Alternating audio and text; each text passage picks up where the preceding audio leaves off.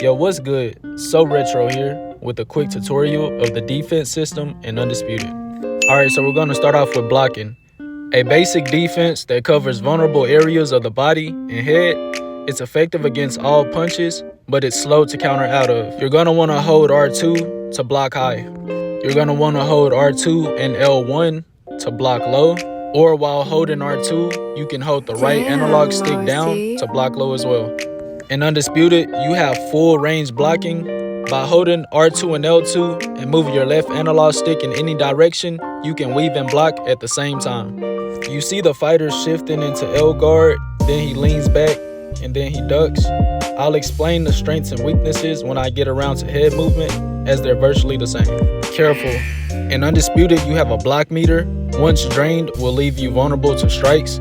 It's ideal to mix footwork and head movement to avoid draining your block meter and overall block health.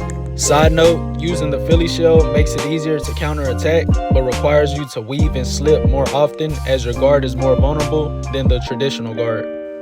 In case you're not familiar with terminology used earlier, you have your L guard. Notice the fighter's guard makes an L shape. You can also lean back while blocking, as you see in the video, and duck while blocking. Remember, the pros and cons will be detailed in the head movement portion of the video, so stick around for more info. Next, we've got head movement. We'll start it off with slips, a defensive maneuver where the boxer moves their head to the left or right to avoid incoming punches while creating opportunities to counterpunch quickly and effectively. Slipping outside is often used to create space between you and your opponent, allowing for counter punches or to avoid being trapped in close quarters.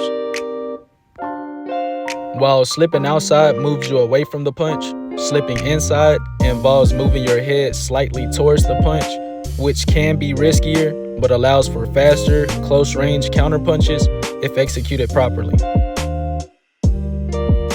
Now we have the pullback, which can quickly recover your guard after a punch, minimize exposure to counter punches, and set up counterattacks. Now, Floyd gets a lot of hate, but was masterful at using the pullback to bait opponents to strike and land a pull counter.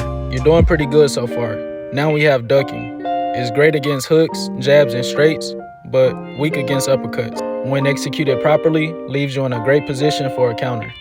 Tank is great at getting his head off the center line, while still being in position to land hard counters, making him a dangerous opponent. Next up is weaving. I've listed the benefits below, but just know you're able to evade punches while staying in position to counter effectively. Now last but not least, we're going to talk about footwork. First is the back step. It allows a boxer to create distance from their opponent, giving them time to react, set up a counter punch, or even avoid incoming punches. And for the final tip, your side step can be used to create angles for counter opportunities, cut off the ring, and even evade jabs and straights.